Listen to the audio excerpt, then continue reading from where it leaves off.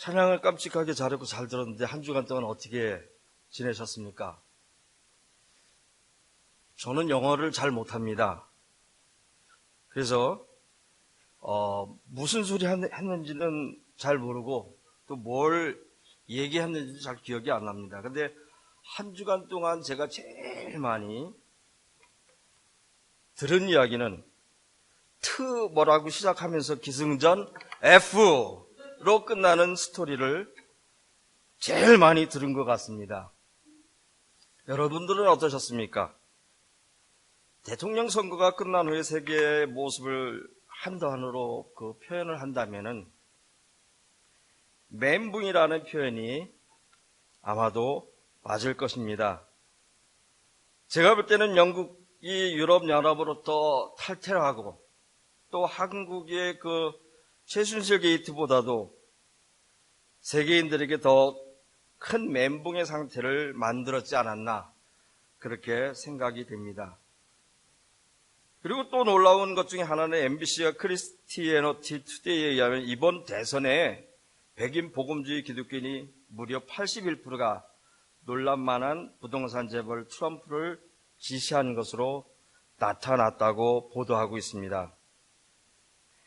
특히 금융위기 이후 디지털 시대에서 타격을 받고 소득이 줄어든 바이블 벨트 및 러스트 벨트 지역의 사람들이 백인 기독교인들이 트럼프에게 표를 몰아줘서 결과론적으로 트럼프가 당선이 될 수 있는 계기가 됐다는 이야기를 들었습니다. 이 소식에 저는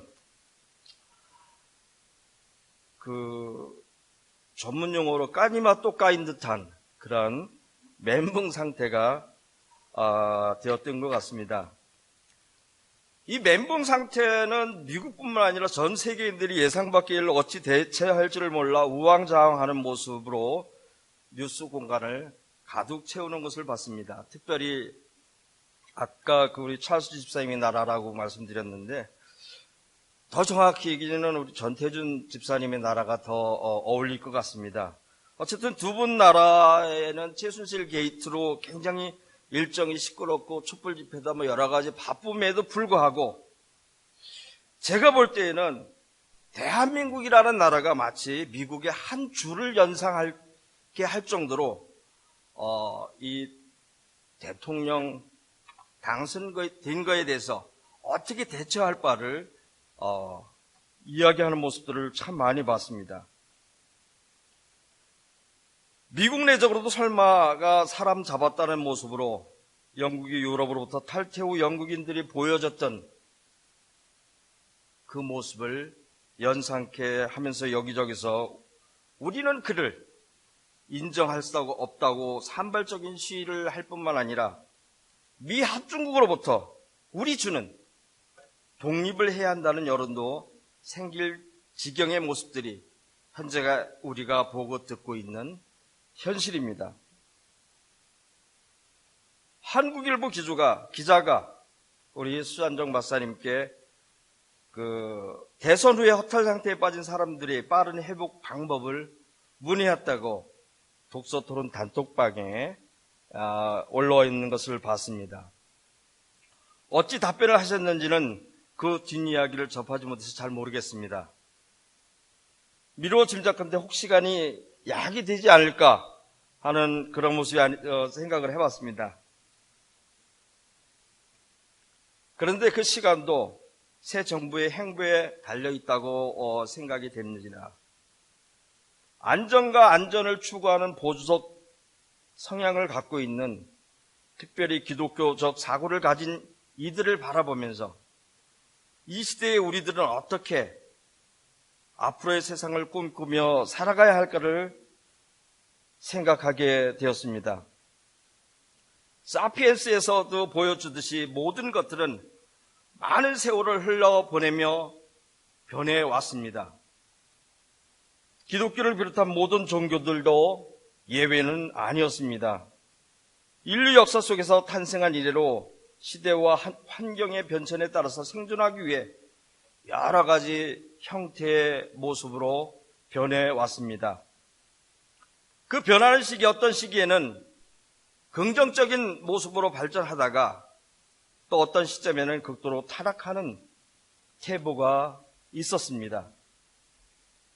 개인이나 공동체의 모습도 또한 마찬가지입니다. 세상의 가치관과 세계관에 의해서 변화의 발자취를 걸어왔던 것을 볼 수가 있습니다. 아마 이렇게 변화되는 것은 우주의 법칙이 아닌가 생각이 듭니다. 이를 과학자들은 진화론이라고 하고 또 우리 신앙인들은 신앙의 발달 단계를 깨달아 알았습니다. 그러나 어느 시대에든지 종교가 생존의 두려움에 빠지게 되면은 편견이 생기고 배타주의가 생기면서 자신을 보호하기 위하여 온갖 수단과 방법을 가리지 않는 추한 모습을 드러냈던 것을 봅니다. 종교의 목적이 기능을 상실하면서 세상의 잘못된 풍조에 휩쓸려서 상식을 벗어난 말이 되지 않는 말들을 하고 외형적인 것에 치우치면서 내면적인 참신앙을 잃어버렸던 역사들을 우리는 많이 알고 있습니다. 오늘 성서 이야기에서는 이사야는 당시 암울한 시대의 세상을 보면서 새 하늘과 새 땅의 비전을 제시하고 있습니다. 하나님의 계획에 힘이 우리의 마음을 열면 인류 사회는 새 하늘과 새 땅을 이룰 수 있다고 선언을 하고 있는 것입니다. 새로운 대통령을 뽑고 그로 인한 멘붕 상태에 빠진 우리에게도 우리의 가정과 교회와 사회 세계는 새 하늘과 새 땅의 건설이 가능하다고 제시해 주고 있는 것입니다. 매일같이 새 하늘과 새 땅은 우리 앞에 존재하고 있었습니다. 그러나 우리가 그 새 하늘과 새 땅을 얻지 못하고 또 그곳에서 걷지 못하는 이유는 우리의 이기심과 무관심이 새 하늘과 새 땅을 건설하는 데 있어서 큰 장애물이었다고 이야기합니다. 우리 모두는 육체적으로나 정신적으로나 상호관계 속에 살고 있으면서 하나의 생명의 네트워크를 형성하고 있다는 사실을 새롭게 인식해야 합니다. 우리 하나하나가 서로 존중하면서 전체를 이루어 가야 한다는 것입니다. 우리는 개인의 이기심과 무관심을 넘어서서 전체를 볼 수 있는 시야의 비전이 절대적으로 필요한 시대에 직면하고 있습니다. 본문의 말씀은 아마 여러분들이 신앙생활을 많이 하신 분들은 잘 기억합니다. 이 본문은 종말론자들이 많이 활용하는 성경 구절입니다. 그런데 진정한 종말의 의미는 사람들에게 두려움을 주는 것이 아니라 미성숙한 인간의 모습에서 성숙한 인간으로의 변혁을 요청하는 것이라는 것입니다. 종말로는 종교적으로나 사회적으로 지금 여기에서 과거의 패러다임을 추방하고 새로운 패러다임의 세상을 건설하자는 의미입니다. 오늘 기독교인들은 세상을 부정적으로 생각하면서 멸망할 세상의 관점에서는 믿음으로부터 세상을 긍정적인 관점으로 새로운 세상을 전환해야 할 때입니다. 새로운 세상은 하나님을 신뢰함으로써 두려움 없이 지금 여기서 긍정적인 신앙으로 이 세상을 개혁되는 일에 작은 일에서부터 솔선수범할 때라는 것입니다. 모든 사람들이 함께 잘 살 수 있는 세상은 어느 날 갑자기 탄생하는 것이 아니라 매일매일 작은 일의 실천을 통해서 긍정적으로 새로운 세상을 꿈꾸는 사람들에 의해서 세워진다는 것입니다. 오늘의 성서 말씀은 종말론을 언급하고 있습니다. 그러나 이사야는 멸망하는 세상이 아니라 새로운 세상을 꿈꾸고 있습니다. 오늘 여기에서 새하늘과 새 땅을 꿈꾸는 것이 이사야의 도전입니다.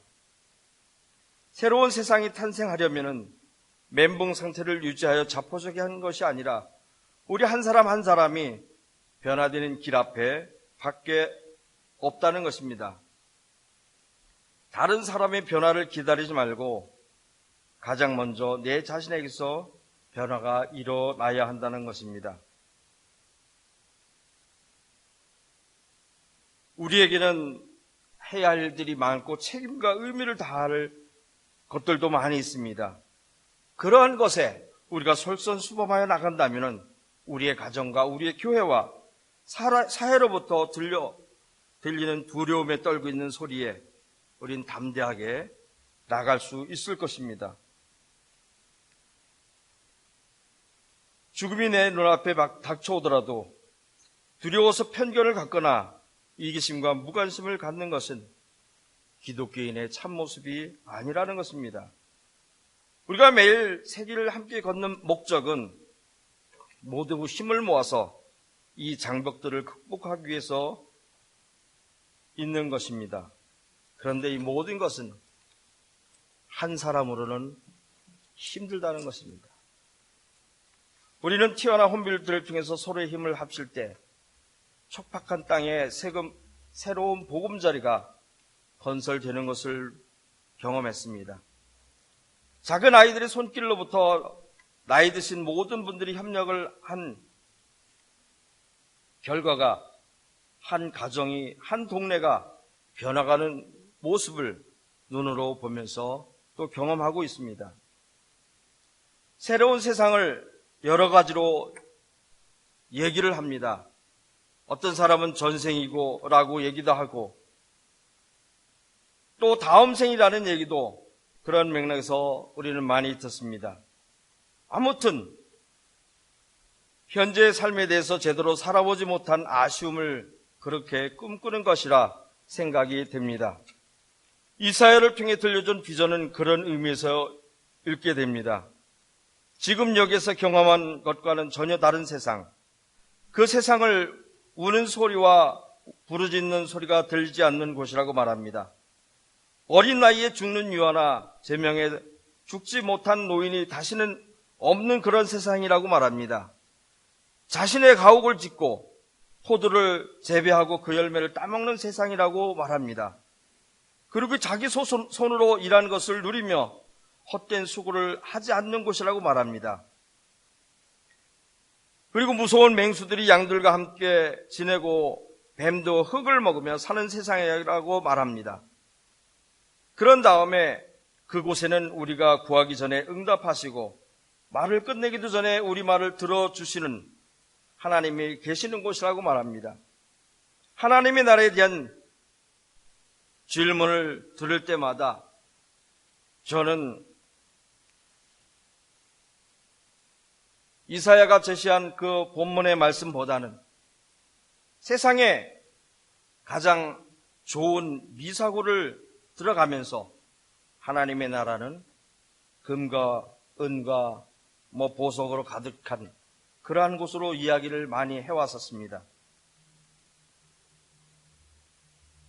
그런데 요즘 제가 생각하는 하나님의 나라는 번지수가 바뀌었습니다.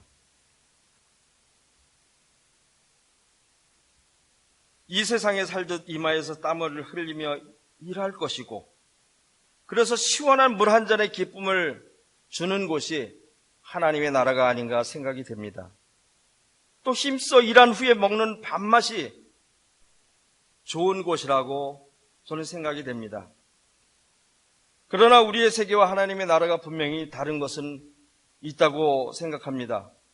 서로 싸우고 미워하는 대신 이해하고 또 도와주려 하는, 또 감사하고 사랑하는 그러한 곳이 하나님의 나라가 아닌가 생각이 됩니다.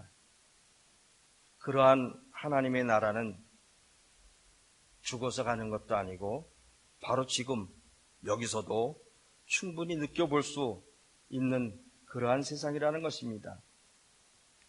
조금 전에 말씀드린 티와나에서의 경험이 그랬고 또 제가 가끔 만나는 홈리스들과의 만남에서도 느낄 수가 있습니다.